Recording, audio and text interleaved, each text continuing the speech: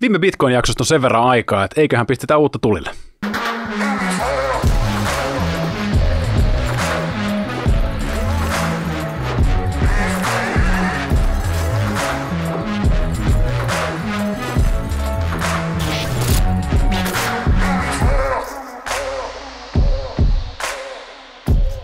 Tervetuloa taas Traders Clubin pariin. Täällä minä, Jukka ja Thomas Brand tällä kertaa keskustellaan nimenomaan Bitcoinista ja siitä, että miten sä ehkä mahdollisesti pääsisit hyötymään sen hintaliikkeestä.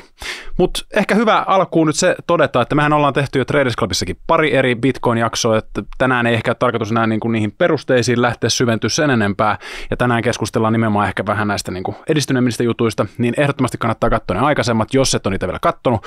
Mutta haluaisitko sä, Thomas, vähän esitellä itseäsi, että sä et ainakaan välttämättä tällä yleisölle vielä tuttu, niin mistä sä tuut ja mitä sä oikein teet elämässä? Jes, hei, kiitos tosi paljon kutsusta. Tosi mukava olla täällä vieraana. Mä olin silloin aikoinaan siinä Rahapodissa, niin nyt päästään tänne vähän vauhdikkaampien veijarien matkaan. Ja mä oon tosiaan Thomas Brand ja mä työskentelen tuolla CoinMotionilla instituutioista vastaavana johtajana ja sitten sen lisäksi mä kannan myös meidän tutkimusjohtajan titteliä. Eli käytännössä CoinMotionilla niin pääsääntöisesti autan suomalaisia family officeita, institutionaalisia sijoittajia, pääsen pieniä sijoitusyhtiöitä tekemään toivottavasti fiksumpia päätöksiä, kun he harkitsee tai pohtii sitä, että olisiko heidän syytä sisällyttää omiin allokaatioihinsa Bitcoin tai sitten mahdollisesti jotain muita kryptovaroja. Jos aloitetaan jakso tarkastelemalla, että mitä Bitcoin on tehnyt tässä viime vuosien aikana, niin päästään kartalle siitä, että mitä tuolla markkinalla on ylipäätänsä tapahtunut. Ja iso volatiliteettihan tuolla on ollut, kuten kryptoille on ollut ominaista ja Bitcoinilla on ollut ominaista ihan sieltä alkutaipaleelta lähtien. Mutta jos katsoo viimeisintä rykäsyä tuossa, eli toi 2018, kun saatiin se iso huippu sen edellisen syklin jälkeen, sen jälkeen tultiin 85% alaspäin tuonne koronapohjasta 1300% ylöspäin tuonne viimeisimpään huippuun, ja sieltä huipulta ollaan tultu 75% alas, tehtiin pohjat vuosi sitten syksyllä, ja sieltä ollaan sitten taas noustu toi 135%. Tähän nykyiseen hintaan ollaan tässä noin $37,000 tasoilla, mikä tarkoittaa myös sitä, että vuoden alusta ollaan tultu semmoinen noin 120% ylöspäin. Eli hurjaa volatiliteettia, mutta siltikin Bitcoin on omaisuusluokkana on tässä oman lyhyen historiansa aikana ollut selkeästi paras tuottosi ainakin sijoittajan näkökulmasta. Että jos katsoo tästä graafilta tätä pidemmän aikavälin logaritmista graafia, niin nähdään kuinka Bitcoin on vuosien varrella noussut, ja toi alempi kuva ja sitten vielä kuvaa sitä, että miten nuo eri omaisuusluokat on tuottanut, ja siellä nähdään, että Bitcoin on ollut 3 vuotta lukuun ottamatta kaikista paras ja tuottoisin omaisuusluokka. Ja tietysti myös tuolta alusta lähtien, jos mennään tuonne vuoteen 2010 suurin piirtein, niin ne prosenttiluvut on jo sen verran hurjaa, että ei ole varmaan mikään omaisuusluokka aikaisemmin tuottanut noin mukavasti. Mutta mikä sun näkemys on tähän viime vuosien hinnan kehitykseen, että siinä kun Bitcoinin adoptaatio on lisääntynyt ja Bitcoin on tullut tunnetummaksi sijoitusvälineeksi ja paljon ihmisiä on tullut siihen mukaan lisää, niin kuinka tämä on vieläkin näin volatiili, kun se on historiansa aikana ollut?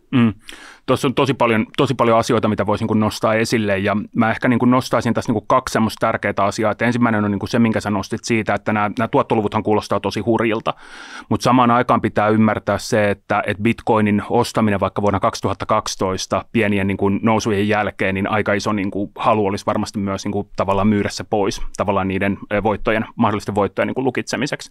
Että ne ihmiset, joilla Bitcoinia on esimerkiksi vuodesta 2012 asti ollut omassa säilytyksessä, niin mä luulen, että ne on aika pieni määrä siitä kokonaisuudesta. Ja niin kuin ne näkyykin, että jos lohkoketjudataa katsoo vähän tarkemmin, niin nähdään kyllä se, että entistä enemmän on tavallaan niitä, joilla on pitkän aikaa ollut Bitcoinia hallussa, mutta samaan aikaan siellähän on se pieni määrä edelleen, joka käy esimerkiksi päiväkauppaa tai hyvin nopeata treidausta.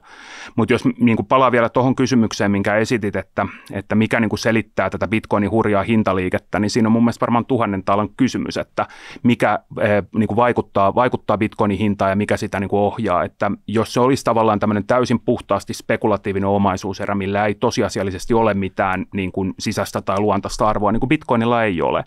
Et Bitcoinhan ei ole millään tavoin semmoinen omaisuuserä, millä olisi tasetta, sillä ei ole kassavirtoja, sillä ei ole mitään osinkoja, ei mitään kuponkeja, mitä Bitcoin maksaa. Eli jos sitä tavallaan haluaisi mallintaa, niin silloin jos ajattelee sitä, millaisessa korkoympäristössä me ollaan oltu, että Bitcoin on syntynyt vuonna 2009 tammikuussa, ensimmäinen lohko on silloin louhittu, ja kukaan ei oikein tiennyt, että toimiiko tämä vai eikö toimi. Että se Bitcoinin esihistoria ja se alkuhistoria on hirveän tärkeä sen ymmärtämiseksi, että se lähti tavallaan liikenteiseksi muutamia ihmisten kokeiluna.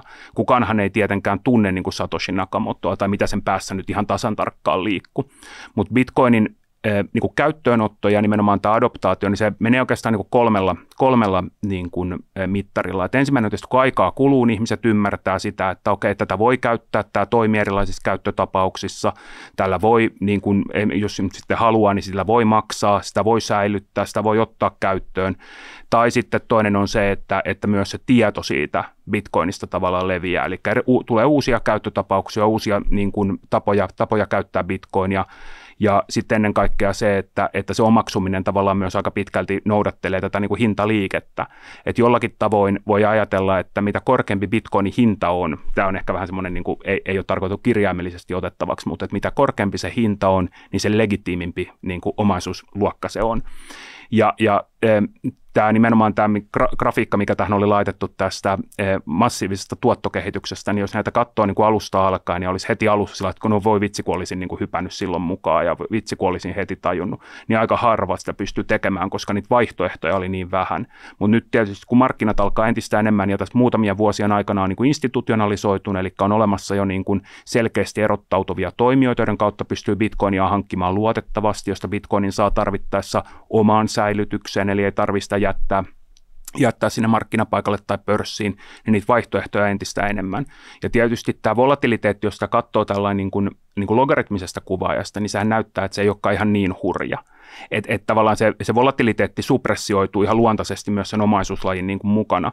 Ja sen sijaan, että tarkastelee esimerkiksi sitä niin kuin klassista tarinaa, että jos miettii vaikka kultaa tai muita tämmöisiä vastapuoliriskittömiä omaisuuslajeja, osakkeethan ei ole sitä, eikä ole niin kuin perinteisesti myöskään bondit. Et bondeillakin on vastapuoliriski, niin kuin ne ei ole tämmöisiä bearer-assetteja, käteinen, kulta, taideesineet, ehkä jossain määrin kiinteistöt, jos on vahvat omistusoikeudet, niin voi ajatella, että on tämmöisiä itsehallinnoita, ehkä jonkunlainen muu reaaliomaisuus, niin Bitcoin on tavallaan tämän niin kuin ei nyt huipentuma, mutta yksi niin kuin osoitus siitä, että on tämmöinen niin kuin assettiluokka, joka on täysin vastapuoliriskitön, jos sitä pitää omassa hallussaan, että tietysti pitää itteensä luottaa. Ja että mikä siihen niin kuin hintaan vaikuttaa, niin ehkä ei mikään CPI tai PCI-inflaatio, että ne on niin kuin, millä sä niitä mittaat ja miten se kori muuttuu ja onko se niin kuin luotettava mittari Bitcoinin kaltaiselle omaisuuslajille.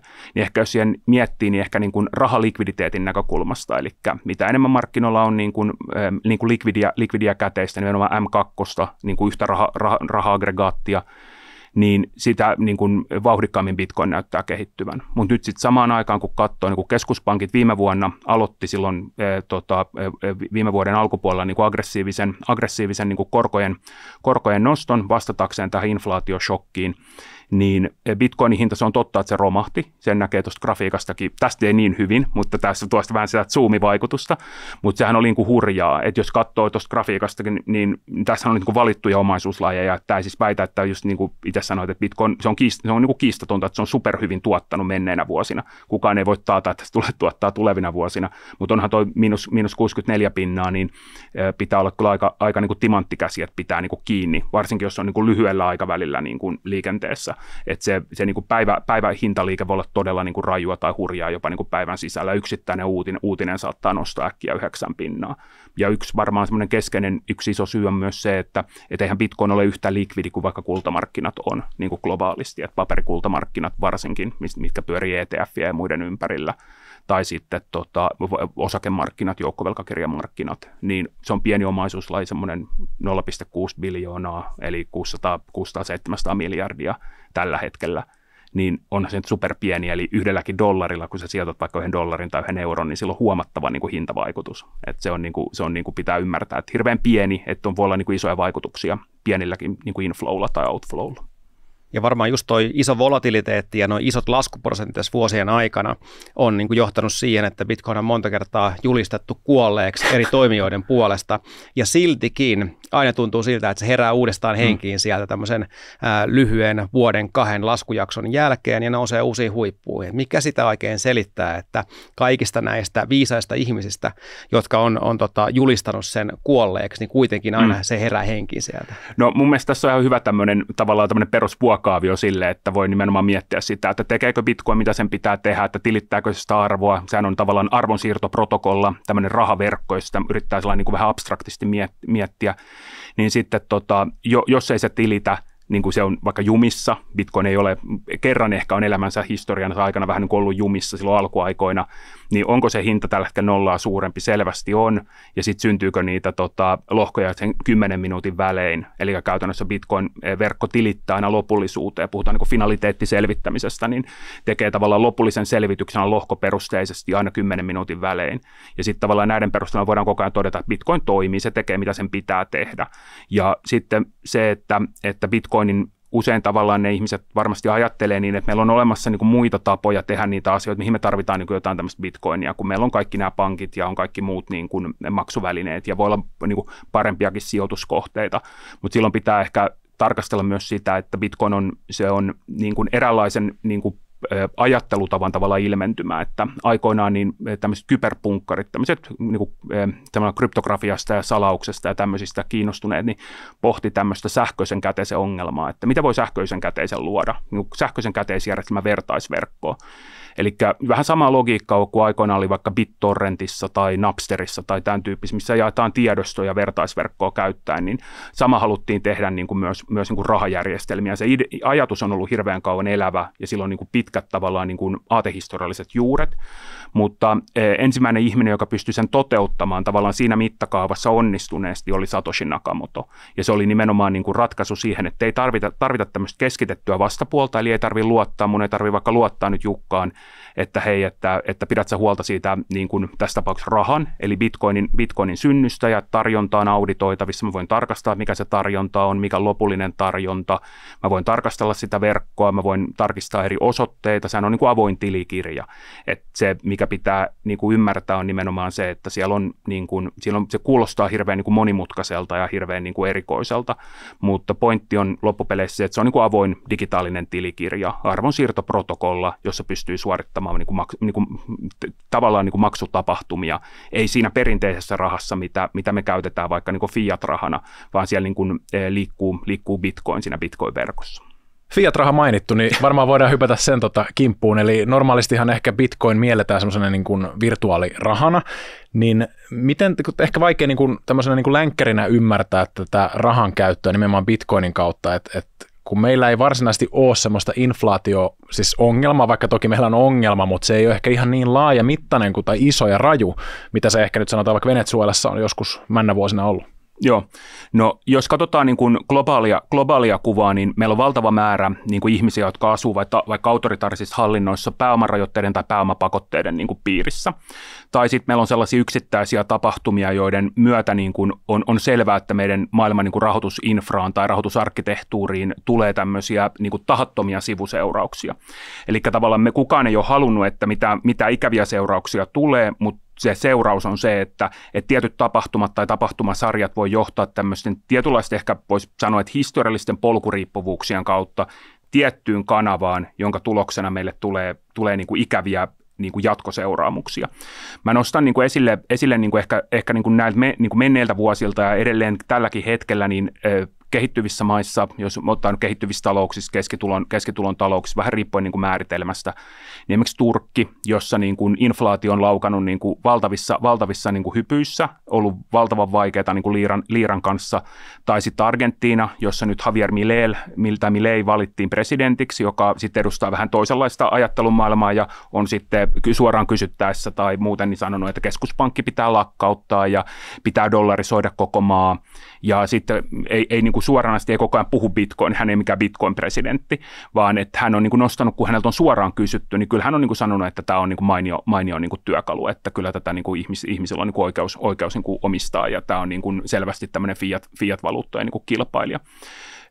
se tietysti niin kuin riippuu siitä, että miten niin kuin Bitcoin ylipäänsä hahmottaa. Että jos sen hahmottaa nimenomaan tämmöisenä niin kuin vastakkainasetteluna, se on ihan ok ja se on, niin kuin tietynlainen niin kuin malli, tietynlainen heuristiikka. Toinen vaihtoehto on se, että sitä voi ajatella tämmöisenä niin kuin pakoluukkuna tiettyihin talouksiin, että jos ihmisen pitää esimerkiksi vaikka päästä poistumaan maasta, sanotaan vaikka Venezuelasta, joku haluaa poistua, niin sitten sun pitää tehdä valintoja, että mitä sä jätät taakse ja mitä sä otat mukaan. Ja jos sulle tarjotaan niin kuin vaihtoehtoina erilaisia omaisuusluokkia, mitä sä voit ottaa mukaan, että sulle annetaan Venezuelan bolivaareja mukaan tai kultaa pari kiloa, vaikka mikä määrä ikinä onkaan, tai sun pitäisi ottaa talo mukaan tai jotain muuta. Tai sitten annetaan bitcoinia. Ja sä saat, oletetaan täysin likvidit markkinat, jolla sä pystyt vaihtamaan sen välittömästi siksi haluamassa omaisuuslajiksi. Niin minkä sä otat näistä omaisuuslajista mukaan? Niin, no se on aika helppo siinä vaiheessa päättää. Niin. Että tavallaan se pitää niinku ymmärtää se, että se meidän niinku kuva siitä, että no ei me tätä mihinkään tarvita, niin näitä ihmisiä ei, niinku, ne, jotka asuu muualla, jotka niinku kohtaa omanlaisia ongelmia, niin se on ihan yhdentekevää, mitä sinä tai minä tai joku muu siitä ajattelee bitcoinista siis.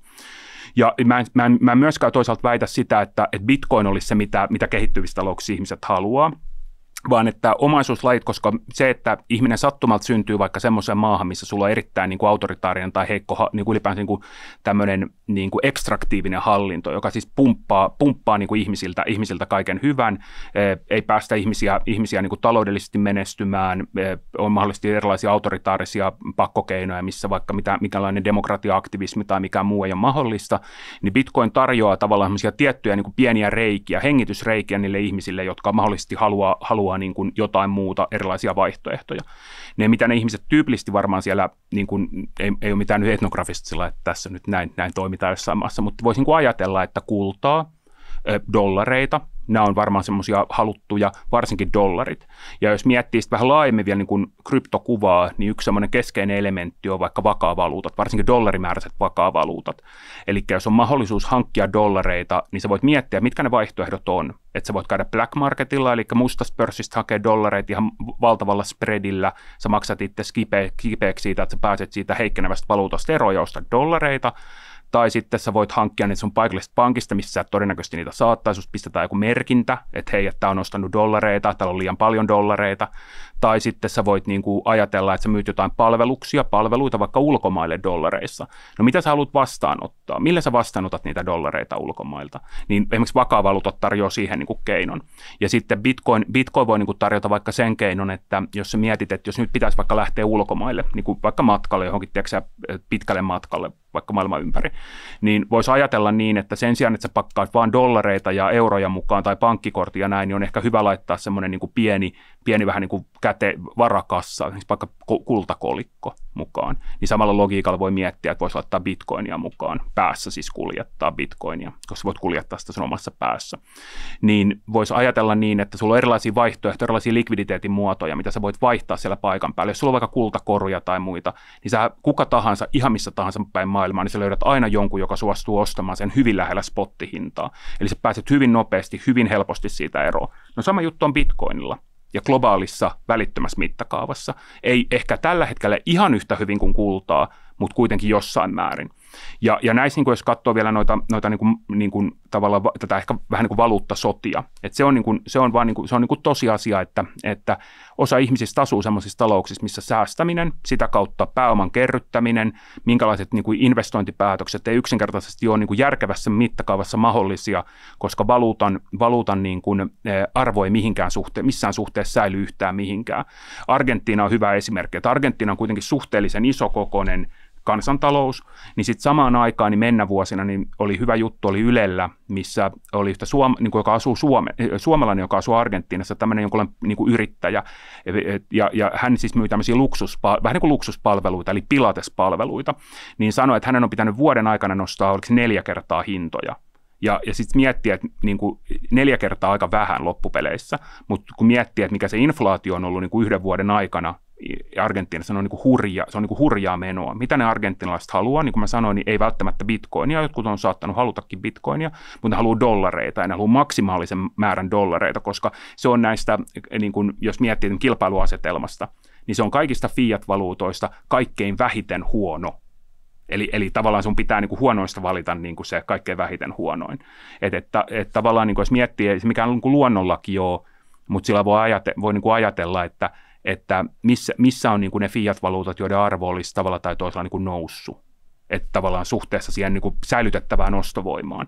Ja voi niin kuin ajatella myös, että fiat-valuutalla niin on niin kuin suoria vaikutuksia vaikka niin kuin investointi- ja sijoituspäätöksiin, että sun pitää, jos fiat tavallaan et tiedä, mutta sä ennakoit, että fiat-valuutan arvo koko ajan laskee, niin sehän tavallaan nostaa koko ajan sitä sun ajatus, sun pitää koko ajan diskontata tähän hetkeen entistä enemmän, eli sä otat itseltäsi vähän niin kuin velkaa koko ajan, tulevaisuuden itseltäsi. Sun pitää koko ajan miettiä, että miten sä pysyt tässä vähän niin kuin oravan pyörässä mukana, ja nyt voisit miettiä, että no onko Bitcoin tähän vastaus? Saattaa olla, ehkä ei ole, mutta pointti on vaan ehkä enemmänkin se, että voi niin kuin miettiä, että jos tämmöinen vaihtoehto on olemassa, jolloin tämmöiset ominaisuudet, niin mitä seurauksia sillä on ihmisen toimintaan tai inhimilliselle toiminnalle laajemmin.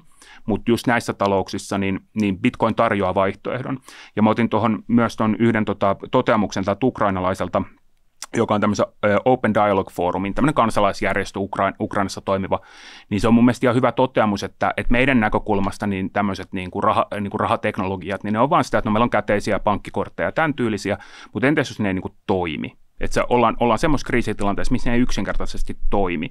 Ja millaisen kriisitilanteen se vaatii, niin hän itse toteaa, että okei, Bitcoin on enemmän kuin vaan tämmöinen niin kuin joku väline, vaan että se pelasti ihmisten hengen. Tai sitten just tämä Venezuela-esimerkki, niin New York Timesissa oli pari vuotta sitten niin kuin erittäin hyvä esimerkki, niin kuin venezuelalainen totesi, että oli kirjoittanut tämmöisen mielipidekirjoituksen, että Bitcoin pelasti minun henkeni. Niin sitä voi miettiä myös ihmisoikeuksien työkaluna, niin kuin tuoda tavallaan oikeudenmukaisuutta, tasa-arvoa, inklusiivisuutta. Nämä on aika isoja sanoja, mutta se tarjoaa niin kuin vaihtoehdon. Se on niin kuin yksi tapa hahmottaa. No sulla on nyt ollut tässä puheenvuorossa paljon kivoja tämmöisiä pieniä yksittäisiä tavallaan valon pilkahduksia tämän Bitcoinin käytöstä ja sen käyttöönotosta, mutta onko nämä tämmöiset yksittäistapaukset niin laajamittaisia tai tuleeko näitä jotenkin enenevässä määrin ole maailmassa sen takia, että maailma nyt on menossa mihin on menossa, vai että voiko tämä kaikki tämmöiset pikkuset yksittäistapaukset oikeasti olla sitten se syy, minkä takia myös Bitcoinin olemassaolo jotenkin niin kuin olisi oikeutettu. Ja kuinka meidän länsimaalaisten ihmisten, jotka eletään siellä parhaassa dollarivaluutassa tai eurovaluutassa, mikä on ehkä se toisiksi paras, joka ei ole romahtamassa toisin kuin nämä äsken esitetyt valuutat, niin kuinka me länsimaalaisena ihmisenä ikään kuin hyödytään Bitcoinista? Onko se niin kuin samanlaisia etuja, mitä Bitcoin meille tarjoaa? Joo. No ehkä mä niin kuin ensimmäisenä nostan esille sen, että kun Bitcoinin sisällyttää omaan salkkuunsa jo pienenä allokaationa, siis me puhutaan aivan niin kuin mitättömistä määristä, niin kuin voi erilaisia niin kuin simulaatioita ja backtestauksia voi tehdä, niillä nyt voisi ottaa mitä tahansa, mutta pointtina ehkä enemmänkin tässä myös se, että hyvin pienellä määrällä voidaan sitten vähän myöhemmin jutella, mikä se määrä on niin kuin näin ajatuksen tasolla, miten optimoida sitä hankintaa, mitä asioita niin kuin huomioida.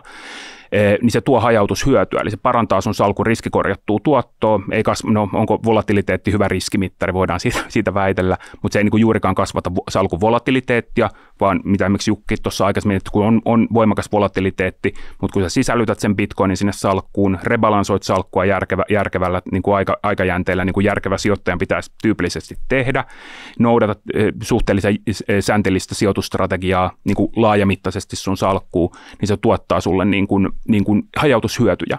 Eli se tuo sulle niin kuin korreloimattomana omaisuuslajina, niin kuin ei korreloi niin voimakkaasti kaikkien muiden kurssien tai valuuttojen tai muiden kanssa, mitä joku niin kuin enemmän ehkä niin kuin keskinäisiä korrelaatioita vertailtaessa saattaisi korreloida. Mutta just tuo kysymys, oli erittäin hyvä, mitä sä kysyit siitä, että oikeuttaako se niin kuin Bitcoinia, että sillä pelastetaan niin kuin yksi ihmishenki. Ja tällä me päädytään aika syvällisiin filosofisiin kysymyksiin.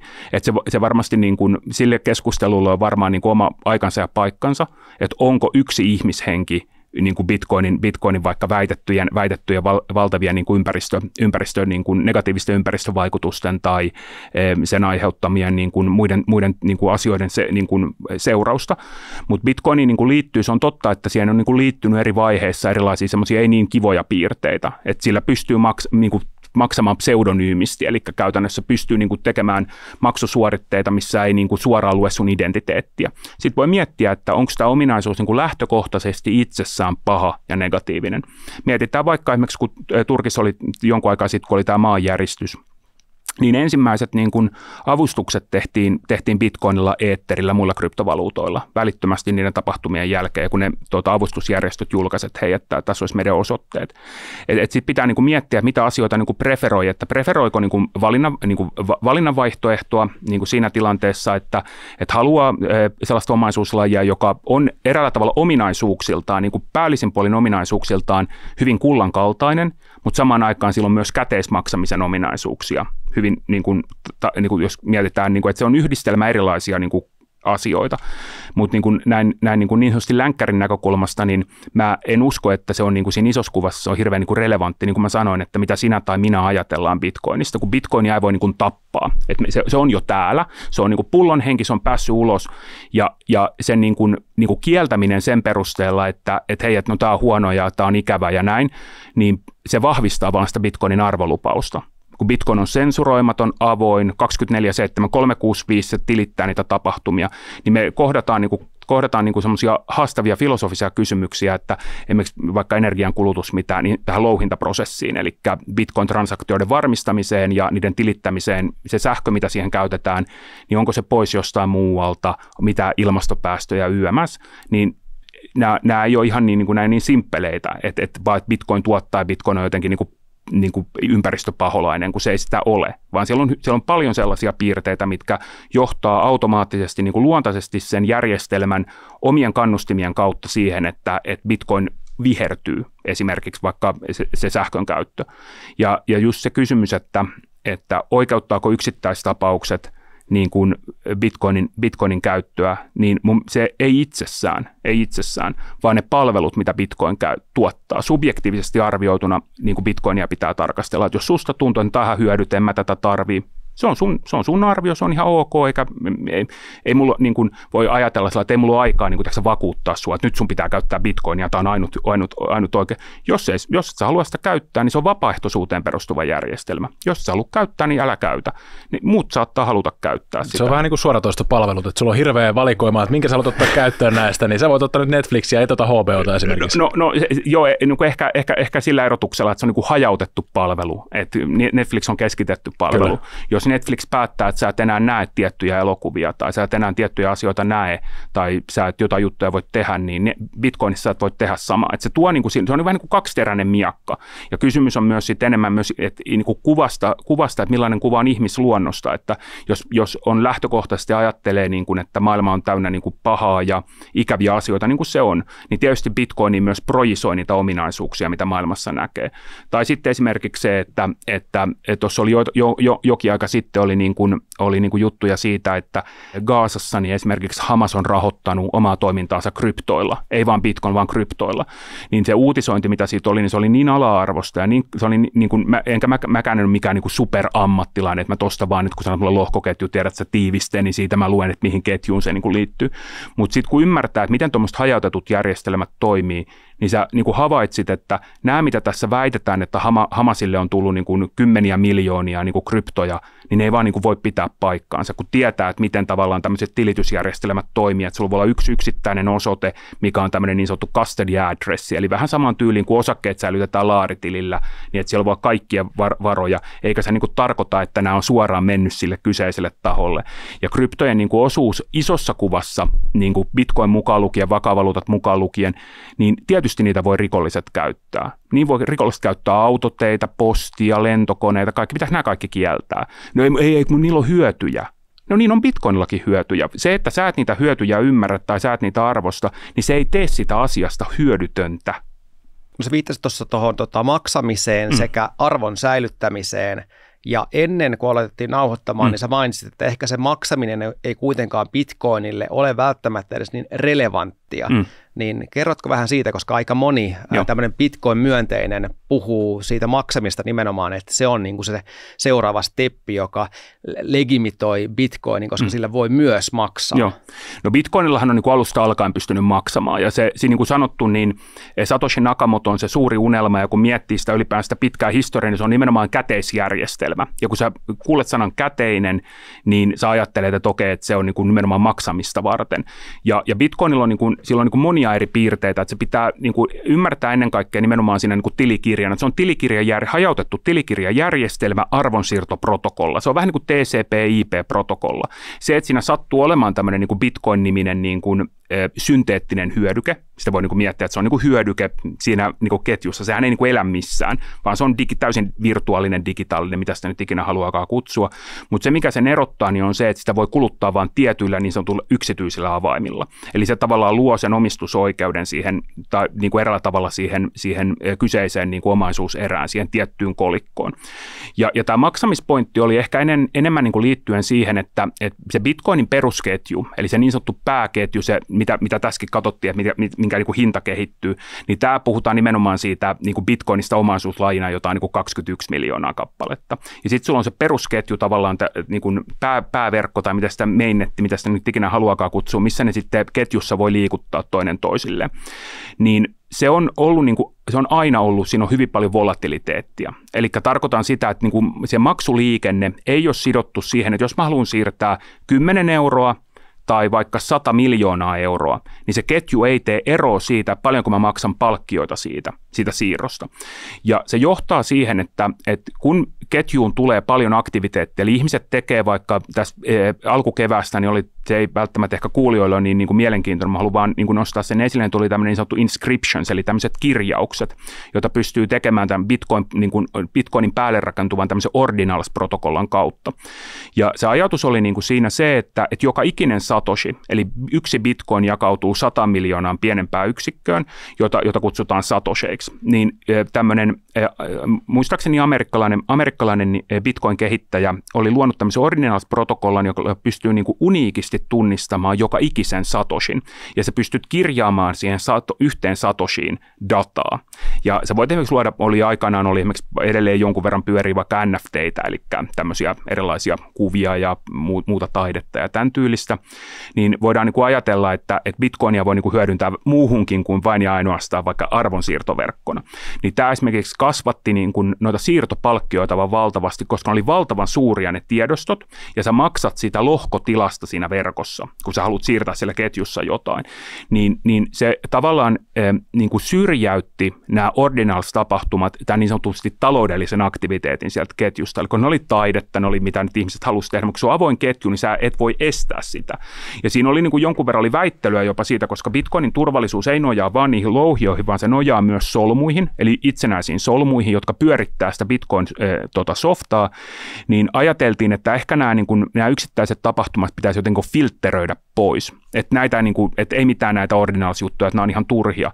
Niin se nostaa ehkä esille sen, että Bitcoinista on niin kuin monenlaisia visioita, ja se outo juttu on täydellinen kognitiivinen dissonanssi siitä, että sun pitää pitää ne kaikki ideat samaan aikaan päässä.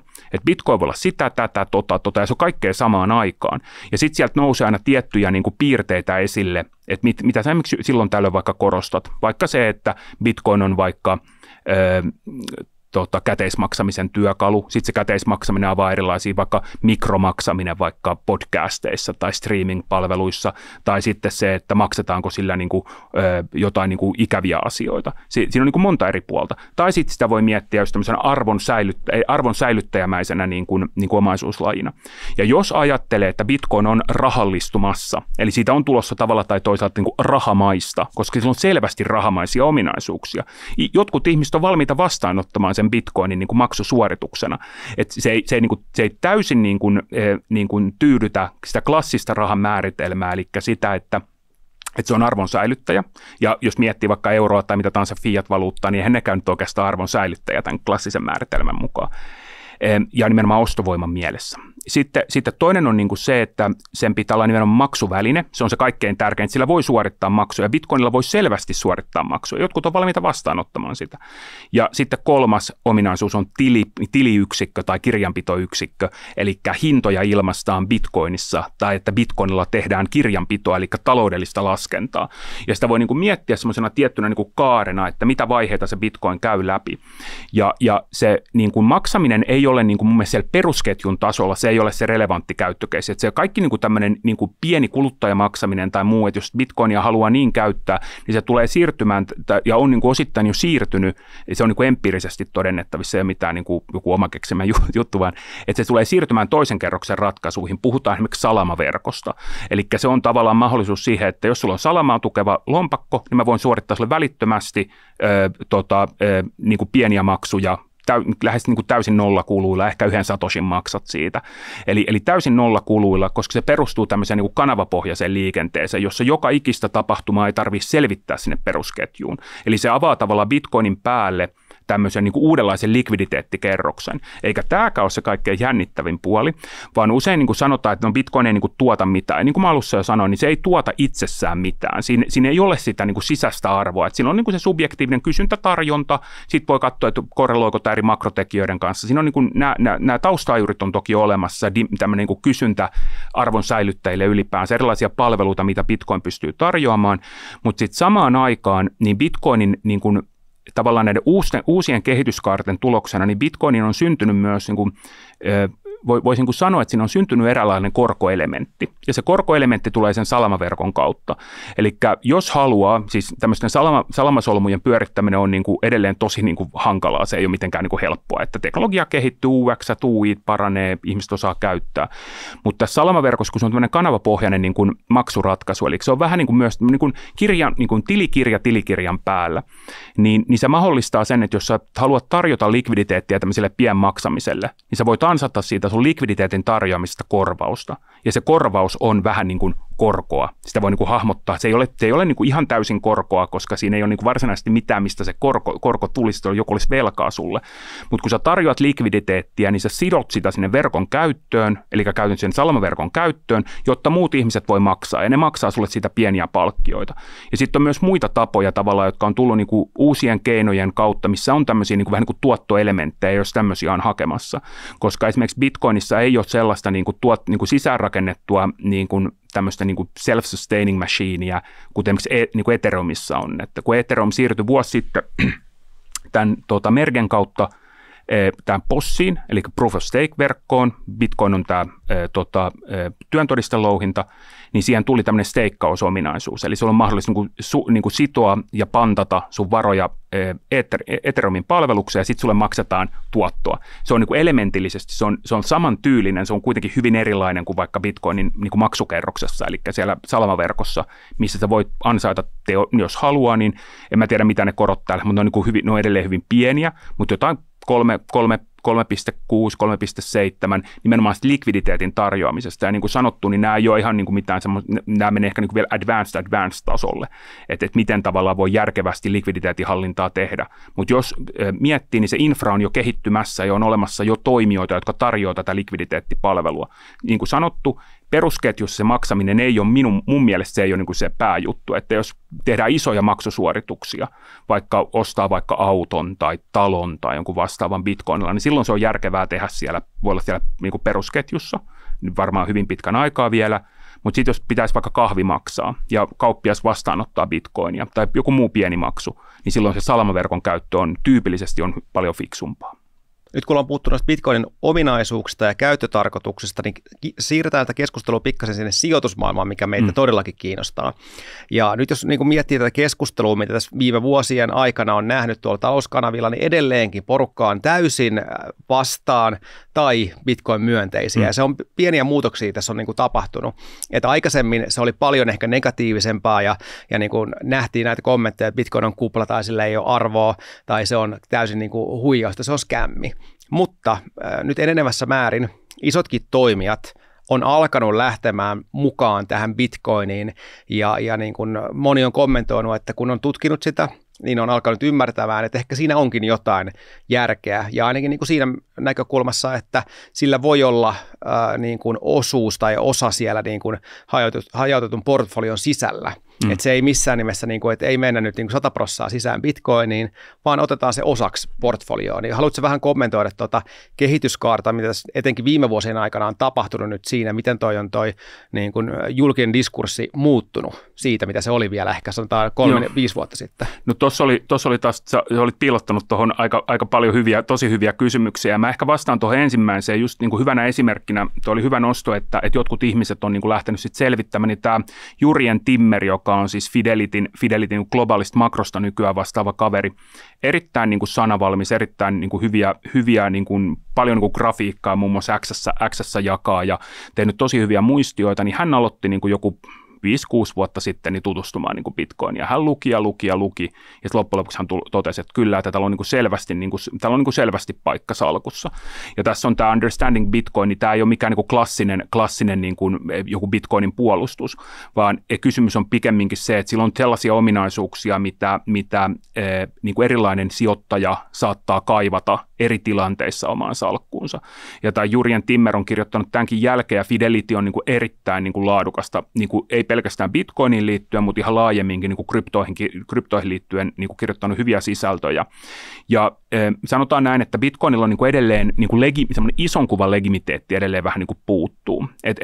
Se niin kuin tilanne ei ole niin paljon muuttunut positiivisemmaksi, pikemminkin ehkä viime vuoden tapahtumien niin kuin siinä vähän niin kuin sen aikana, mistä kaikki oikeastaan lähti, niin kuin korot lähti nousemaan, niin sitten kryptomaailmassa koettiin tämmöinen vähän, mistä voisi kutsua vähän niin kuin maailmanpalo tai kryptofinanssikriisi, joka oli niin kuin aivan jumalattoman velka niin kuin vivun, tietyn tämmöisen vähän niin kuin taikapapu tämä meidän token nyt nousee pilviin ja tämä on nyt ihan niin kuin tuleva tulevaisuus ja metaverse, jossain metaversessä myytiin näitä erilaisia kiinteistöplänttejä. Me oltiin vähän niin kuin kaiken kuplassa silloin 2021 ihan lopussa.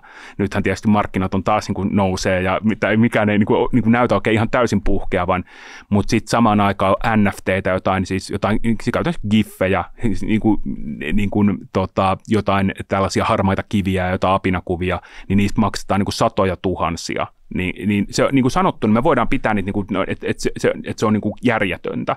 Mutta sitten joku ihminen arvostaa sitä apinakuvaa, niin mikä mä oon niin kuin tuomitsemaan. Että jos se sitä arvostaa, niin se on hänelle tärkeä. Mutta sitten samaan aikaan, niin kyllähän Bitcoin myös joutui tähän niin kuin samaan niin kuin myräkkään. Että se koettiin sanon isossa kuvassa, että monet niin kuin kirjoitti, että just tuossa aikaisemmin, että tämä oli niin kuin Bitcoinin kuolinisku ja tämä kaikki on mennyttä ja tämä on kaikki niin kuin tuhoutunut ja tämä on kaikki mennyttä. Ja sittenhän se kaikki niin kuin huipentui sinne viime vuoden marraskuulle, kun paljastui tämä Alameda FTX-keissi, mikä niin kuin sitten räjähti niin kuin käsiin, ja siitähän mä olin siellä Rahapodissa viime vuonna puhumassa, se on edelleen hyvä jakso, se kannattaa kuunnella, niin sitten tapahtui niin kuin taas jotain, että alkuvuodesta niin kuin makrokuva oli taas vähän niin kuin epäselvä, ja sitten sen jälkeen niin kuin tuli nämä Silicon Valley Signature Bank, niin siihen vähän niin kuin kryptot sekoittu.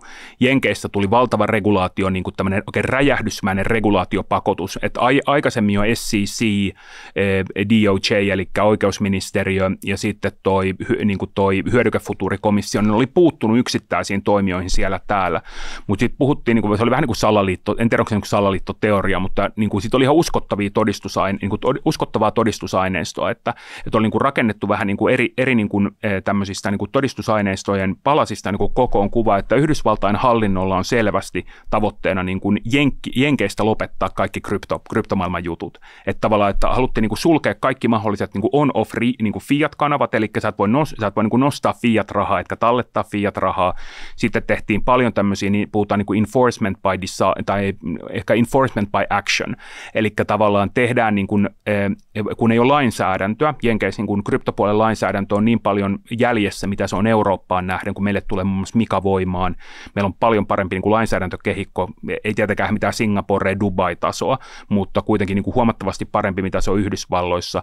Niin sinne tuli tosi paljon tämmöistä niin kuin hallintoepävarmuutta. Että nämä firmat ei niin kuin oikein tiennyt, mitä täällä niin kuin pitää tehdä, mitä täällä tapahtuu. Ja sitten samaan aikaan pyöri niin kuin hirveästi niin kuin erilaisia puheita siitä, että miten tämä SBFn niin kuin tämä Alameda FTX tulee vaikuttamaan. Oli hirveän niin kuin sekavaa. Kaikki nämä krypto niin kuin liitännäiset, vähän niin kuin liitännäiset pankit, jotka sitä ajautui tähän pitkien velkakirjojen, niin kuin, niitä oli niin paljon hankittu taseisiin, kun korot oli noussut, niin ne pankit vähän niin kuin poksahti. Sitten tuli kaikki pelastustoimet alkuvuonna. Niin sitten siinä samaan aikaan niin kuin Bitcoin ei kuitenkaan taaskaan romahtanut. Et nähtiin, jotkut sanoivat, että tämä on kuin hedge, ja tiedätkö, tämä hedge on nyt tätä, mutta Bitcoinkaan ei ole ihan puhdas niin kuin hedge. Et sitä voi niin kuin hahmottaa hedginä, mutta mun omasta mielestäni se ei ole, niin kuin, se ei ole hyvä vertauskuva. Ja itse asiassa tuo pankkikriisi oli mielenkiintoinen siitä, että ehkä niin kuin siihen asti Bitcoin oli korreloinut tosi vahvasti Nasdaqin indeksin kanssa koko sen karhumarkkinan ajan ja sen käännöksen ajan, mikä tapahtui aika samoihin aikoihin siellä syksyllä 2022, mutta se pankkikriisi oikeastaan niin kuin irrotti sen korrelaation toisistaan. Et siinä, missä Nasdaq meni alaspäin maaliskuussa, niin Bitcoin ampasi aika nopeasti ja vahvaan nousuun ikään kuin jonkunlaisena turvasatelma. Ja se oli ehkä niin kuin ensimmäinen kerta, kun mä itse niin kuin koin ja näin noin niin kuin hinnanmuodostuksen kautta sen, että Bitcoinia pidettiin jonkunlaisena turvasatamana siinä pankkikriisin kynnyksellä. No, vitsi, mulla tulee niin paljon tuostakin ajatuksia mieleen, mutta sitten tosiaan niin tämä vuosi sitten niin voi niin kuin miettiä, että välihuipennus oli se, että sitten alkukesästä niin oli niin kuin näitä on puhuttu paljon niin kuin Bitcoin ETFistä, että erilaisia ETF ja ETP ja ETN tuotteet on niin kuin olemassa, erilaisia kryptoliitännäisiä, Bitcoin-liitännäisiä osakkeita, erilaisia futuurituotteita, säänneltyjä futuureita, erilaisia, niin sitten se äkkiä BlackRock ilmoitti, että by the way, että me haetaan tälle spot Bitcoin ETF:lle lupaa. Ja se niin kuin tavallaan se niin kuin jotenkin laukasi sen koko tilanteen ja Bitcoinin hinta ei nyt räjähtänyt, mutta lähti voimakkaaseen nousuun. Siinä oli muutamia niin kuin oikeustapauksia myös kesällä, kuten Ripple Labsia, eli tämmöinen XRP-tokenin aikoinaan lanseerannut, niin siitä tuli tavallaan Ripplelle niin kuin myönteinen kannanotto. Sitten oli Uniswapia, joka on tämmöinen niin sanottu DEX, eli tämmöinen hajautettu pörssi, niin sen osalta joukkokanne hylättiin. Ja sitten sen lisäksi tuli Grayscalein, eli tämmöisen amerikkalaisen kryptovarahoitoon erikoistuneen talon sitten myönteiset päätökset. Hän on aloittanut niin kuin vuosia sitten tämmöisen oikeustapauksen läpikäynnin, missä on halunnut muuttaa tämmöisen, se on niin kuin ensimmäinen niin kuin, vähän niin kuin instikkasijoittajille suunnattu Bitcoin-tuote, eli tämä Grayscale Bitcoin Trust, niin haluaa muuttaa se niin kuin ETF:ksi. Ja sitten kun tosiaan tämä BlackRock tuli silloin, niin kuin, siinä jos olisiko ollut, niin kuin, olisiko toukokuun alussa nyt, toukokuun loppupuolella, nyt ihan tasan tarkkaan päivää muista, ehkä se tuosta näkyy, niin on se, että sitten tuli niin paljon muita, että se oli aivan uskomatonta, että tavallaan näitä niin kuin isoja toimijoita, jos miettii, että Grayscale on, niin kuin se on tällä hetkellä on kiistatta, se on isoin niin kuin Bitcoin ja hodlaava niin kuin tämmöinen rahastorakenne. Se on niin kuin ensimmäinen, siitä sille kaikki kunnia, mutta se, miten se rahasto on rakennettu, niin se on super epätehokas. Eli se ei mahdollista niin kuin perinteiselle rahastolle tyypillistä niin kuin lunastusta sieltä suoraan rahastosta. Mutta sitten tosiaan niin tuli tämä BlackRock, niin sen jälkeen tuli Invesco, sitten toi Van Eck, joka on tämmöinen niche ETF-talo, Wisdom Tree, joka on myös iso, Fidelity tietysti luontaisesti tuli, koska Fidelity on niin kuin louhinut jo aikoinaan, ne tekee paljon niin kuin Bitcoinin ympärillä juttuja. Ja sitten viimeisimpänä tuli Franklin Templeton, että mekin halutaan tämä Bitcoin ETF. Että ainut, joka tuolta puuttuu, jos miettii, että niin kuin siis BlackRockhan on maailman suurin, että se on niin kuin kiistatonta, että kun BlackRock sanoo, että me halutaan joku juttu, niin se asiahan tapahtuu. Ja ihmiset ei, niin kuin, mä en siis sano, että ihmiset on niin kuin tietämättömiä, mutta siis kun itse tavallaan on kuitenkin toiminut kuin varahoidon parissa niin kuin 6 vuotta sitten aikaisemmin Nordnetillä, niin kyllä niin kuin sen tietää, että kun BlackRock jotain sanoo, niin asioita niin kuin tapahtuu ja ne ei tee mitään pikkujuttuja. Kun ne päättää, että ne haluaa jotain, niin silloin ne myös saa sen asiat läpi. Tavallaan en tarkoita, että ne niin kuin siis, niin kuin vaan runnoo juttuja. Tietysti nyt ne on niin kuin siellä SEC-myllyssä, että milloin tämä hyväksytään, mutta sitten samaan aikaan niin kuin näkyy se, että BlackRock on tehnyt näitä juttuja vähän niin kuin jo vuosia, että ne on niin kuin valmistautunut tämän tekemiseen. Et viime vuonna ne teki muun muassa, niillä on tämmöinen erittäin kuuluisa järjestelmä kuin Aladdin, joka on siis tämmöinen varahoitajien käyttämä tämmöinen niin kuin end-to-end tämmöinen ohjelmistojärjestelmä, että sillä tehdään position hallintaa, katsotaan paljon salkut on tuottanut, setlataan kauppoja, klierataan niitä, tehdään rahaliikennet, riskien hallintaa. Niin ne ilmoitti vähän sellainen, missään tuli niin kuin lehdistötiedot ja näin, että hei by the way, että he niin kuin on tämän nyt integroinut tuonne Coinbaseen, että jos haluatte ostaa teidän asiakkaille, eli ne, jotka käyttää Aladinia, niin kuin Bitcoinia tai jotain muita kryptoja, niin te voitte tämän kautta ostaa. Ja sitten samaan aikaan ne myös ilmoitti, että ne tekee tämmöisen yksityisen trustin jenkkeihin, eli vähän samantyyppisen kuin tämän Grayscalein. Ja ne ei niin kuin hirveästi tietysti, kun silloin oli se kryptofinansikriisi päällä, niin ne ehkä jäi vähän niin kuin sillain, en sano huomaamatta, mutta niitä ei hirveästi kiinnitetty huomiota. Mutta tämä niin kuin BlackRockin niin kuin päätös, että kun puhutaan kuitenkin mitä 12-13 biljoonaa niin kuin dollaria on hallinnoitavia varoja niin kuin ton Fedin niin kuin rahapoliittisten toimien niin kuin kumppani, niin kuin valtavan kokoinen talo, niin kuin iso, niin olihan se niin kuin aivan niin kuin, ei se yllätys ollut, että sen mä sanon, että ei se yllätys, se on niin kuin, se oli vain niin kuin ajan kysymys, mutta se on niin kuin tosi iso tavallaan se niin kuin institutionalisaatio ja sen näkökulmasta. Ja ne ihmiset toki, niin kuin, jotka ajattelee, että no Bitcoin edelleen turha ja ei sitä käy, siis niin kuin mä sanoin, niin se on ihan niin kuin ok, eikä niin kuin, mikä mä oon ketään tuomitsemaan. Että jos ajattelee, että tämä on niin kuin turha ja näin, niin sit voi pitää kiinni sitä uskomuksesta, että tämä on turha. Mutta sitten tavallaan ne sijoittajat, jotka hakee tällaista niin kuin korreloimatonta omaisuusluokkaa, haluaa päästä tavallaan Bitcoinin käsiksi, niin tämä Spot Bitcoin ETF:n tulo jenkkimarkkinoilla on niin kuin aivan massiivinen juttu. Et mä oon jonkun verran jotain niin kuin yrittänyt vähän niin kuin back on the envelope vähän niin kuin laskea, että mitä tämä voisi tarkoittaa. Ja en mä niin kuin niitä tarkkoja lukuja nyt tietenkään niin kuin sillä niin kuin ole laskenut, mutta kyllä mä näen, että se niin kuin hintavaikutus, me nähtiin jo vähän aikaisemmin, että silloin voi olla hintavaikutusta, että se voi olla kyllä se voi olla iso, tai sitten se jää, niin kuin, että jos markkinat on tehokkaat, niin se on jo hinnoiteltu, mutta se tulee olemaan kuitenkin, se tulee market surprise ja se momentum voi olla tosi vahva. Niin ja sähän sanoit silloin alkuun sillä puolella läpällä, että se legitimiteetti on yhtä suuri kuin se hinta. Eli siinä vaiheessa, kun hinta nousee, niin legitimiteetti kasvaa. Ja mä uskon, että legitimiteetti kasvaa sitä myöten, kun nämä isot toimijat tulee kentälle, niin siitähän me nyt saadaan vähän niin kuin yhtälön kautta johdettua, vaan sitten tämä toinen puoli, eli kun legitimiteetti kasvaa, niin hintakin kasvaa. Toivottavasti, mutta siis mä sanon sitä niin kuin ehkä niin kuin sellainen, toi oli ehkä vähän enemmän niin kuin vitsillä, mutta mä niin kuin, mun mielestä se niin kuin hinta ei ole se niin kuin Bitcoinin mielenkiintoinen piirre, vaan se on sillä, että miten ihmeessä tämmöinen härveli niin kuin toimii. Että kun sitä ei niin kuin kukaan ylläpidä, niin miten se voi toimia. Toki se hinta on mielenkiintoinen, ja sitten mä niin kuin sanoin, niin mä näen siinä myös tämmöisiä niin kuin vapauteen liittyviä, ihmisoikeuksiin liittyviä pointteja, mitkä on hirveän tärkeitä. Ja sitten mä näen ehkä epäsuorasti myös tavallaan niin kuin myös energiamurrokseen, tähän niin kuin isoon, mikä meillä on käynnissä, missä me ollaan niin kuin siirtymässä hyvin voimakkaasti niin kuin uusiutumattomista energianlähteistä niin kuin uusiutuviin energianlähteisiin, niin esimerkiksi louhinnan kaltainen niin kuin toiminta voi olla semmoinen prosessi, joka saattaa vauhdittaa sitä, auttaa meitä esimerkiksi hallitsemaan joitakin päästötyyppejä, vahvistaa meidän sähköverkkoja, tuottaa meille lämpöä, ja sitten tuodaan niin kuin vaikka kysyntäjoustoa. Tässä on tosi monia piirteitä, ja siksi niin kuin Bitcoinissa on just se, että aina pitää itse niin kuin kysyä, että ei niinkään, että mitä mä oon oppinut Bitcoinista, vaan että mitä Bitcoin on opettanut mulle. Ja Bitcoin avaa, niin kuin, siitä voi niin kuin tarkastella tosi monista eri näkökulmista, ja se sijoittajan näkökulma on ihan ok, ja sitähän mä itse pääsääntöisesti tarkastelen.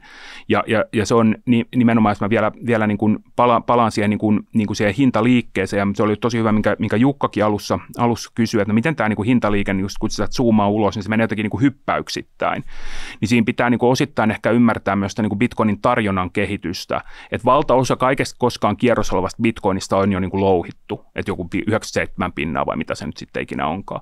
Ja sitten tavallaan siinä, kun sulla on 21 miljoonan tavallaan niin kuin hard cappi, joka on niin kuin kova koodattu, sitten se, että tulevat niin kuin noi vuodet aina vuoteen 2140, niin sen aikana se kaikki lopputarjonta louhitaan.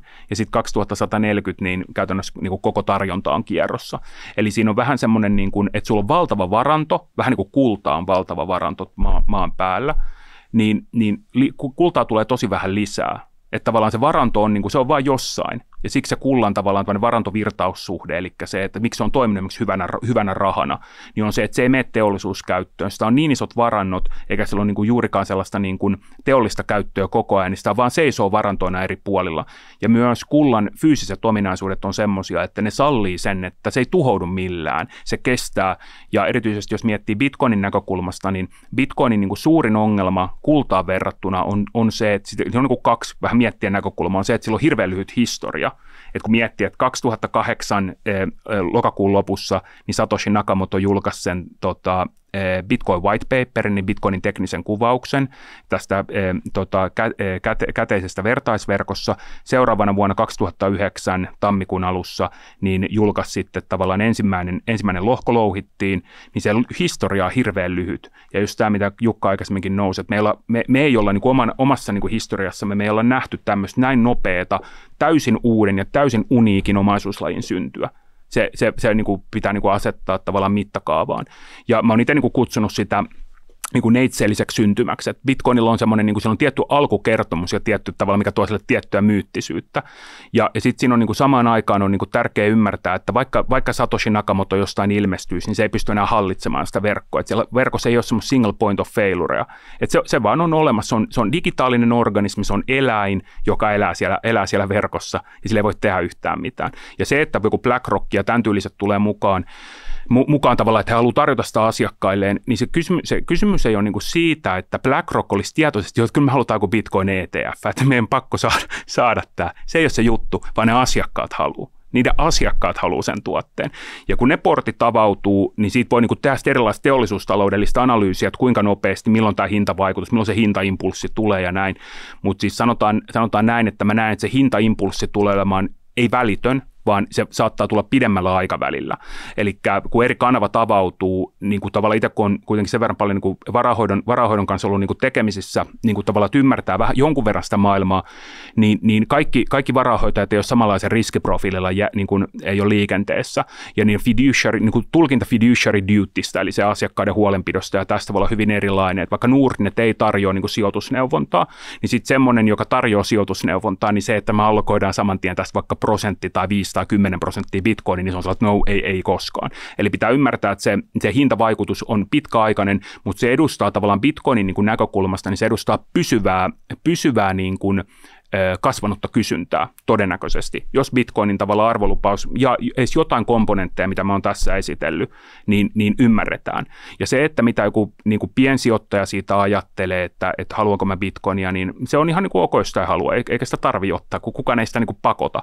Mutta esimerkiksi mä niin kuin itse näen, että tavallaan kun sitä hahmottaa vaikka BlackRockin näkökulmasta, niin BlackRock tarjoaa myös paljon temaattisia ja erilaisia alttisijoitusstrategioita, niin mä en pidä mitenkään poissuljettuna, tulee lyömään sen sinne myös osaksi. Eli ne saa sillä iSharesille silloin saman tien niin kuin epäorgaaniset jakelukanavat.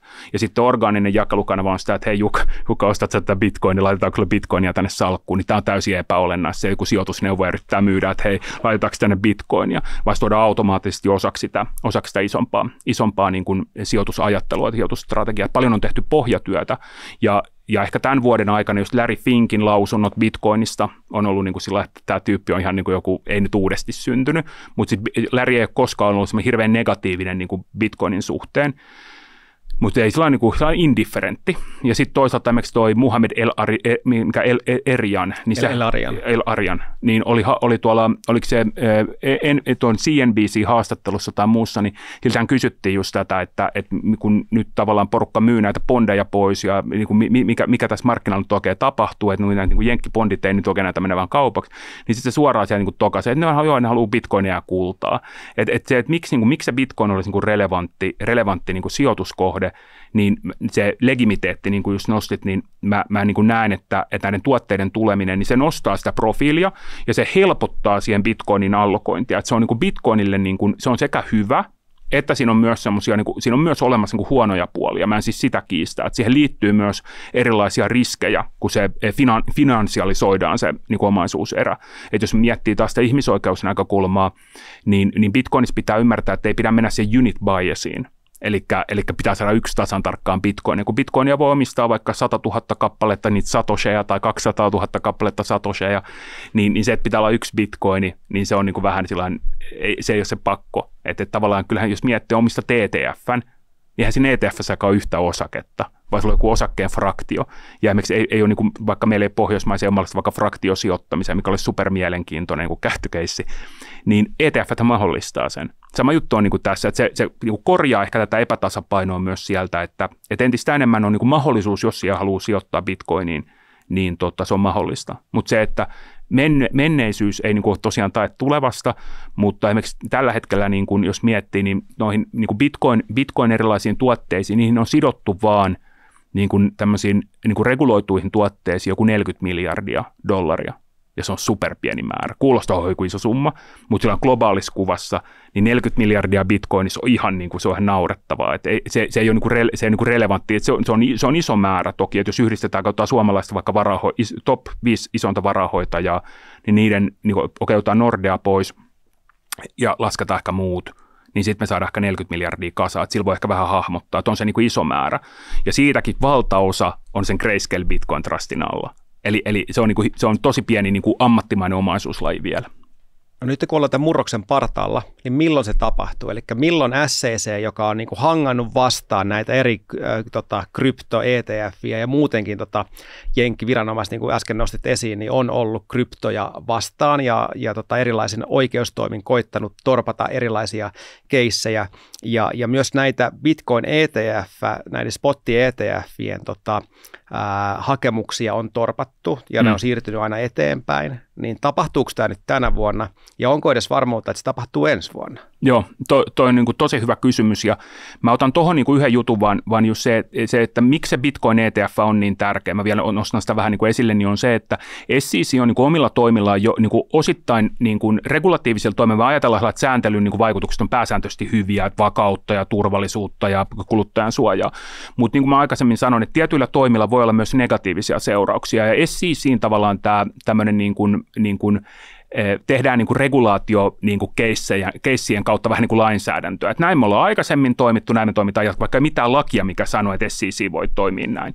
Niin se niin kuin, mä en ole mikään jenkkilakimies, mutta se mitä niin kuin on niin kuin omia niin kuin uutisvirtaa lukenut, niin ei Jenkeissäkään kaikki, miksi SEC:nkään sisällä ei ole samaa mieltä, että Gary Gensler, joka on siis SEC:n niin kuin pääjohtaja, että sen linjaukset olisi oikeasti järkeviä.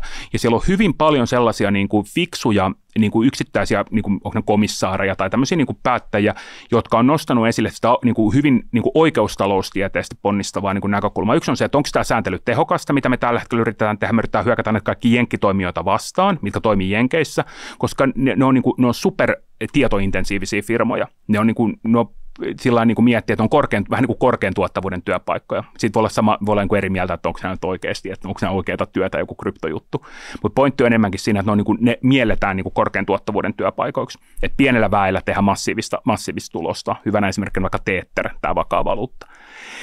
Ja sitten toinen on niin kuin se, että kun se kysyntä on olemassa, niin ihmiset Jenkeissä, kun niitä kryptopörssejä on yritetty, niitä on lakkautettu, ne kimppu on niin kuin vähän niin kuin käyty, niin ei se niin kuin tarve poistu mihinkään. Eli jos sä oot joku makrosijoittaja tai temaattinen sijoittaja ja sä haluat ottaa vaikka jotain valuuttanäkökulmaa tai hyödykenäkökulmaa tai sitten sulla on joku multi-asset-strategia, niin sun pitää saada se Bitcoin jostain sinne salkkuun. Ja jos sulla ei ole Jenkeistä saatavilla järkevää tuotetta, niin silloin sä todennäköisesti meet johonkin ulkomaille. Ja sitten ne johtaa näihin offshore-pörsseihin, kuten FTXään, tai toimimaan niin kuin epämääräisten vastapuolten kanssa. Se kasvattaa niitä riskejä valtavasti.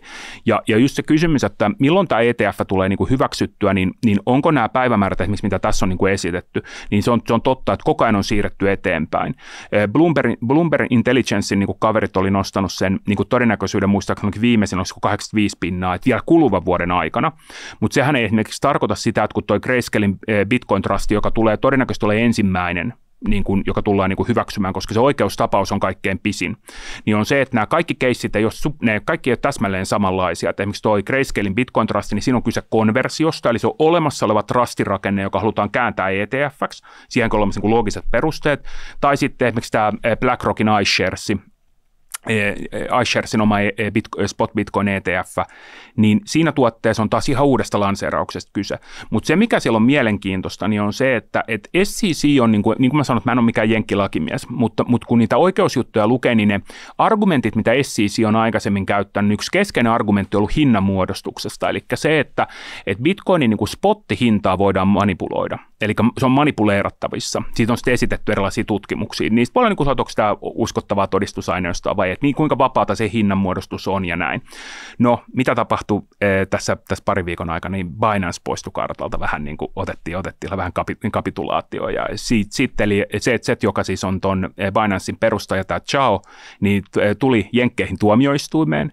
Ja hänet tuomittiin siellä sitten sakkoihin, ja sitten Binance suostui maksamaan niin kuin ennätykselliset sakot jostain arvopaperimarkkina, itse asiassa ei vaan rahanpesu ja jostain estämisessä oli estetty, tai niin kuin näiden torjumisessa oli estetty.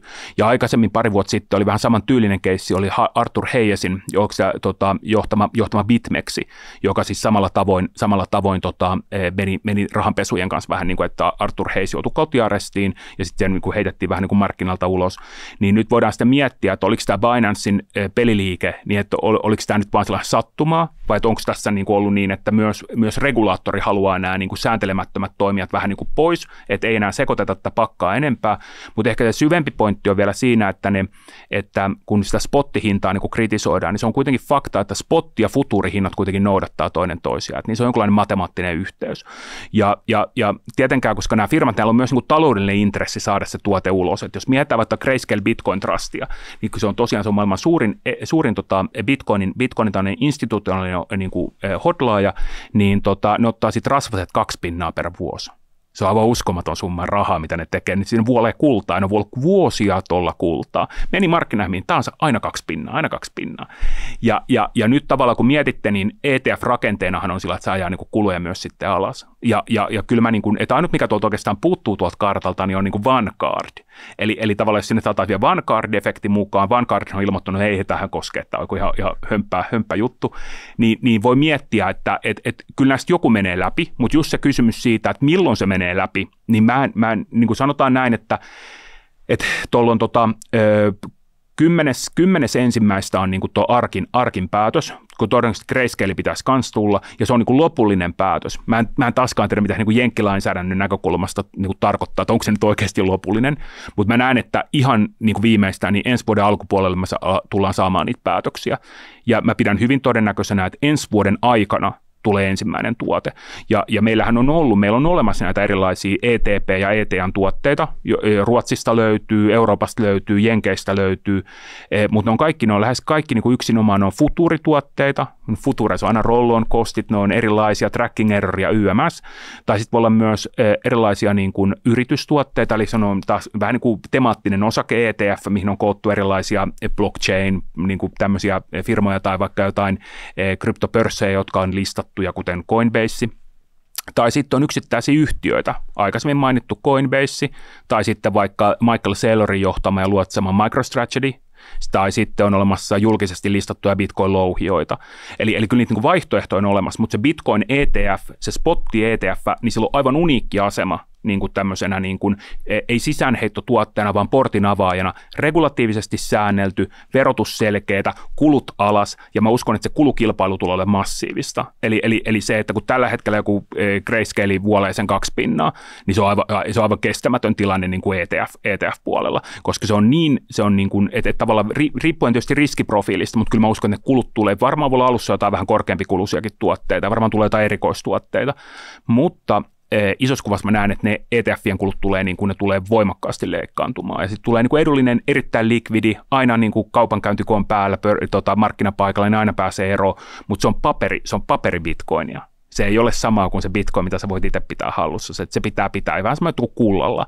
Että sulla on paperikultaa ETF-nä ja sitten sulla on kultaa, mikä on oikeata kultaa, mikä on Itellässä tai Holvissa tai näin.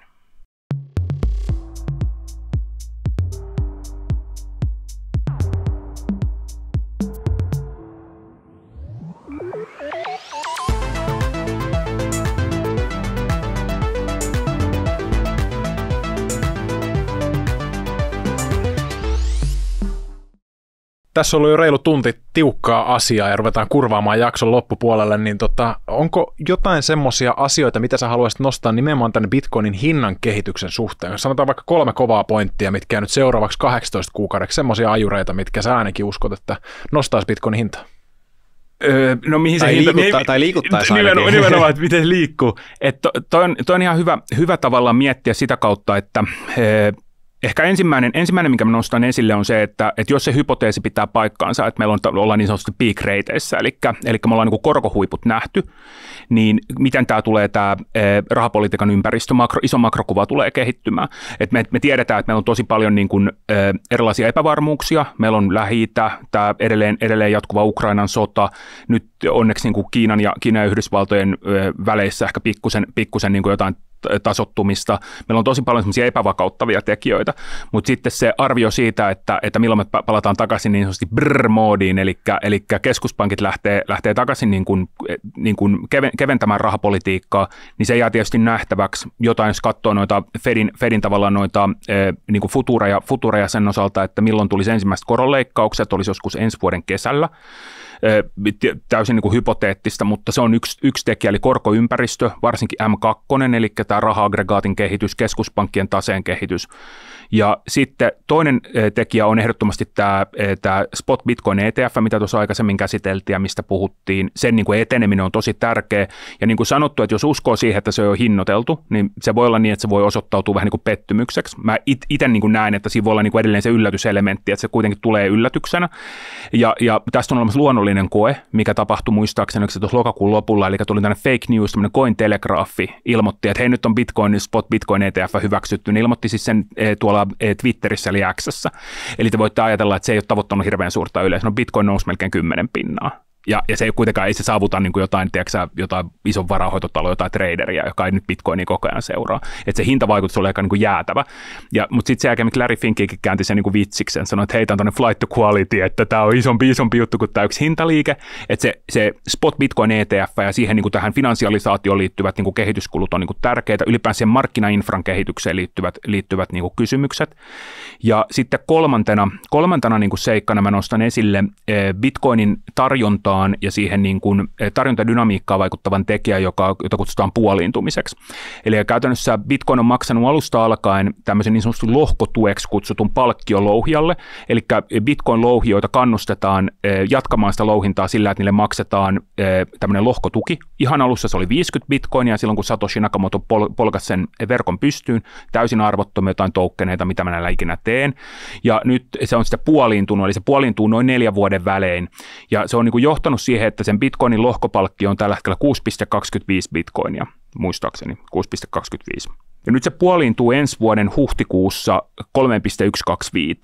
Eli se tarkoittaa sitä, että jos mietitte sitä kysynnän ja tarjonnan näkökulmasta, niin on olemassa niin kuin tarjonta, joka syntyy louhijoiden kautta, mutta sitten samaan aikaan louhijat on supply-puolella. Eli ne kuluttaa sähköä sen takia, että ne saa bitcoin, eli nekin on niin kuin kysyntäpuolella.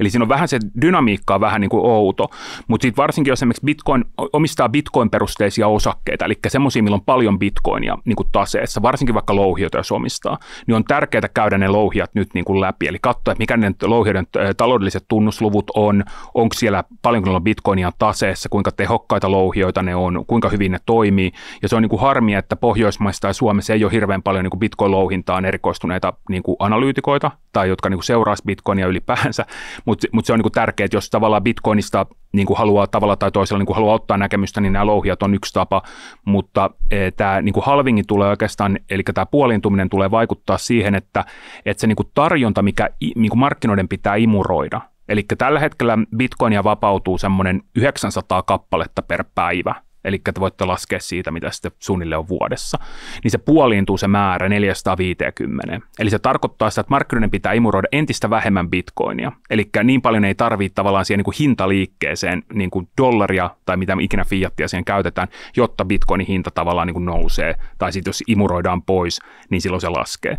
Mutta niin kuin sanottu, niin se johtaa tavallaan automaattisesti siihen, että sitä bitcoinia on entistä vähemmän tulee niin kuin natiivisti tarjolle.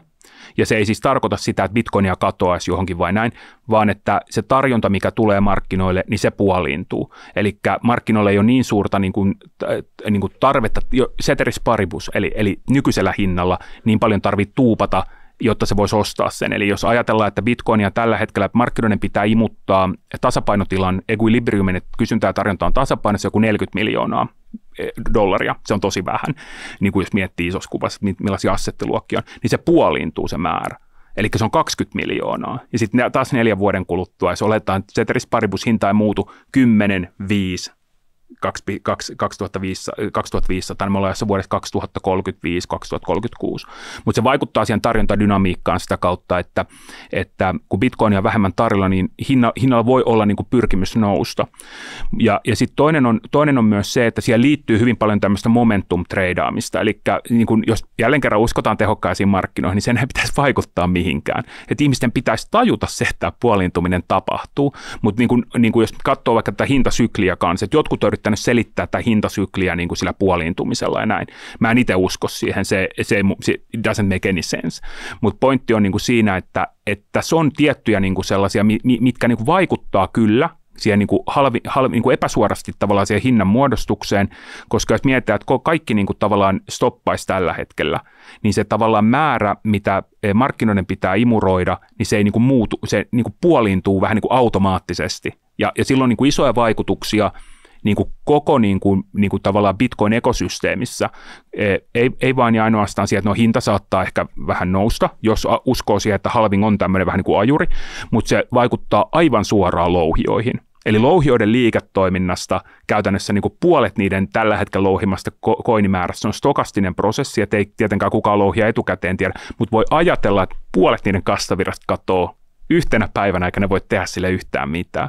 Et sen takia on tosi tärkeää, että jos omistaa vaikka louhintafirmoja, niin katsoo, että suurin osa velkaantuneista louhioista heitettiin niin kuin vähän niin kuin mäkeä viime vuonna. Mutta millainen se firman taseasema on, tai jos on harkitsemassa vaikka louhijan tämmöisen niin kuin ostamista omaan salkkuun, jos haluaa jotain julkista louhijaa, niin pitää olla tosi tarkka ja katsoa, että millainen se niin kuin taseasema vähän niin kuin on, olettaen tiettyjä niin kuin hintaskenaarioita. Nämä oli ne 3. Jos palataan ihan viimeisenä vielä tähän Bitcoinin hintagraafiin ja katsotaan tätä kehitystä, niin musta itsestä näyttää siltä, että yleensä kun nämä syklin huiput aina saavutaan, niin siitä seuraa tämmöinen niin kuin 2 vuoden hiljainen periodi, jossa tosiaan nähdään prosentuaalisesti kyllä isoja korjausliikkeitä alaspäin, niin tälläkin kertaa. Ja sen jälkeen alkaa ikään kuin se uusi noususykli, ja tämä niin kuin muistuttaa aika paljon tuosta vuodesta 2016 mua tämä nykyhetki, missä nyt tällä hetkellä mennään, tai sitten tuosta vuodesta 2019-2020, josta alkoi ikään kuin tämä erittäin vahva ja lopulta paraboliseksi se teki siellä nimellisellä kurssigraafilla kääntynyt hintanousu. Eli se kysymys tästä oikeastaan on se, että, ja mihin et välttämättä halua vastata, mutta että milloin se Bitcoin on siellä $100,000? Se on vaan ajan kysymys. Jos mä vielä ihan ja katsotaan, että kuka saa viimeisen sanan, mutta toi oli mielestäni niin hyvä analyysi, toi mitä sä sanoit just nimenomaan niistä niin kurssipohjista, että tämä on ehkä semmoinen, mikä on mun mielestä tärkeää just ymmärtää, että siinä on tämmöistä tietynlaista, niin vaikuttaa, että sillä on tämmöistä että ne kehityskulut on samanlaisia. Ja se oli mun moka, mutta mä unohdin itse asiassa, tästä on olemassa aika hyvä grafiikka myös, mikä itse asiassa tukee just sun pointtia, että ne tavallaan lähes kaikki nämä niin sanotut e-epokit, eli nämä 4-vuotiskaudet tietyllä niin kuin halving-syklillä, ne näyttää hyvin ne on niin kuin hyvin samantyylisiä. Siellä on toki tämmöisiä niin kuin tiettyjä huippuja, kuten ensimmäinen e-epokki, jolloin tavallaan Bitcoin vähän niin kuin sai ensimmäisiä tämmöisiä, että käytettiin ensimmäistä kertaa, että sai niin kuin rahahinnan, että se ilmastiin dollareissa. Mutta toi on mun mielestä niin kuin hyvä tavallaan niin kuin ajatus, että jos on tämmöinen vähän niin kuin seasonal trader tai temaattisesti ajattelee, niin siis se voi olla niin kuin tosi mielenkiintoinen tämmöinen assetti, niin kuin nähtäväksi, että miten se niin kuin hinta kehittyy, ja varmasti just tämmöinen niin kuin historiallinen niin kuin, että Bitcoin ei aina välttämättä käyttäydy niin kuin se haluaisi käyttäytyvän, mutta siinä on tämmöinen vähän niin kuin porrasmainen niin kuin kehityskaari, ja sitä voi vähän niin kuin hahmottaa, että kun tieto leviää, niin sitten tavallaan hetkeksi taas pysähdytään, ja sitten taas jatketaan matkaa, mutta se jää nähtäväksi. Joo, muistan ennen viimeistä halvingia, niin mä en uskonut siihen, että se voi tälläkin kertaa toteutua ja pitää paikkansa, että hinta nousee vahvasti sen halvingin ympärillä ja sen jälkeen, koska se oli tapahtunut jo niin monta kertaa aikaisemmin, koska se oli niin monen tiedossa, koska kaikki puhu siitä. Ja silti se tapahtui. Toki siihen maailman aikaan oli ehkä muitakin tekijöitä, jotka nosti kaikkien assettien arvoja tuossa viimeisessä halvingissa, mutta tällä kertaa mä en uskalla veikata, että se ei toteutuisi, koska viime kerralla tulin todistetuksi väärässä siinä omassa ajattelussa, ja niin kuin tähän asti se on toiminut, ja tuossa tosiaankin on hyviä pointteja noista katalyyteistä tähän seuraavan 12 kuukauden ajalla, ja sen takia oma näkemys, kuten näissä jaksoissa on aikaisemminkin todennut, niin on aika härkämäinen seuraavan 12 kuukauden periodille, ja uskon, että se voi olla 100 tonnia rikki jo ensi vuoden aikana. Mutta mitäs mieltä se sitä, jos mä sulta kysyn taas toisinpäin, että kumman sä uskot olevan isompi merkitys, onko se ETF, ja otetaan 12, kun ETF vai se halvingi? Mä uskon, että se halvingi on loppupeleissä isompi ja noista kahdesta isompi, mutta itse asiassa kaikista isoin on luultavasti ennemminkin se, että mä uskon, että riskiassetit ylipäätänsä pärjää hyvin ensi vuonna, joka tukee Bitcoinin kehitystä ja siellä justiinsa toi korkokehitys, eli nyt ennemminkin mennään näistä korkeammista koroista laskeviin korkoihin ja Bitcoinilla on ollut jonkunlainen korrelaatio kanssa niin kuin korkokehityksen kanssa, että monihan ei uskonut, että se tulisi selviämäänkään näin korkeista koroista, mihin vaikka Jenkeissä mentiin. Et siinä mielessä nyt on niin kuin, koettu se kaikista pahin siellä ja silti viimeisen vuoden ajan Bitcoin on ollut jo nousussa. Ja nyt tästä eteenpäin on oikeastaan vaan niin kuin kevenevää rahapolitiikkaa luvassa. Samoin myös se globaali likviditeetti, ei pelkästään Jenkeissä, mutta globaalistikin on pysynyt stabiilina ja oikeastaan niin kuin vuoden ajan jo ollut nousussa ja siihenkin uskon niin kuin ensi vuonna, että se globaali likviditeetti lähtee nousuun. Että se on niin kuin tosi paljon tekijöitä, jotka ainakin puhuisi sen puolesta, että se on paljon todennäköisempää, että Bitcoinin hinta jatkaa nousussa seuraavan vuoden aikana. Ja silloin, kun se lähtee siihen noususykliin, niin jos historiasta voidaan lukea mitään, niin on ollut aika vahvoja, merkittäviä ne nousut. Et sen takia 100 tonnia voi olla paperia ensi vuonna. No nyt tämän jakson perusteella ainakin, niin ilmeisesti sä oot jonkin sortin Bitcoinin puolesta puhuja, niin laitatko kumminkin rahat myös, missä suu on näin huonosti käännettynä, eli millainen osuus sulla on sijoitusvarallisuudesta Bitcoinissa? No Bitcoinia ei koskaan voi olla salkussa liikaa, että okei, se on niin kuin se lyhyt ja ytimekäs vastaus. No näin mä itse ajattelen, että se on niin kuin sillä, että stay humble ja stack sats, että niin se pitää säilyttää, että jos on edullisia satosheja saatavilla, niin kyllä niitä on aina hyvä itse kerryttää, että jokainen itse loppujen lopuksi päättää, mutta just näin. Ja kiitos Tomas, että pääsit paikalle. Saatiin taas oikein loistosetti aikaiseksi. Hei, kiitos tosi paljon. Oli mukava olla täällä ja niin kuin hyvät keskustelut ainakin omasta mielestäni. Ja toivottavasti tästä jotain niin kuin järkeviä niin kuin ajatuksia jäi kuuntelijallekin mieleen. Kiitos tosi paljon kutsusta. Kyllä mä uskon, että tästä jotain jää ainakin käteen. Mutta hyvä. Tämä oli tällä viikolla tämmöinen homma ja ensi viikolla sitten vuoden viimeinen Traders Club-jakso ihan normaalin tapaan. Minä ja Jukka taas puhutaan markkinoista ja siitä, että miten me saadaan susta parempi tradeja. Nähdään ensi viikolla. Morjens. Moi moi. Tässä esitetty ei ole, eikä sitä tule käsittää kehotukseksi merkitä, ostaa tai myydä arvopapereita. Sijoittajan tulee sijoituspäätöksiä tehdessään perustaa päätöksensä omaan arvioonsa sekä ottaa huomioon omat tavoitteensa ja taloudellinen tilanteensa. Rahoitusvälineiden arvo voi nousta tai laskea. On olemassa riski, ettet saa sijoittamiasi varoja takaisin.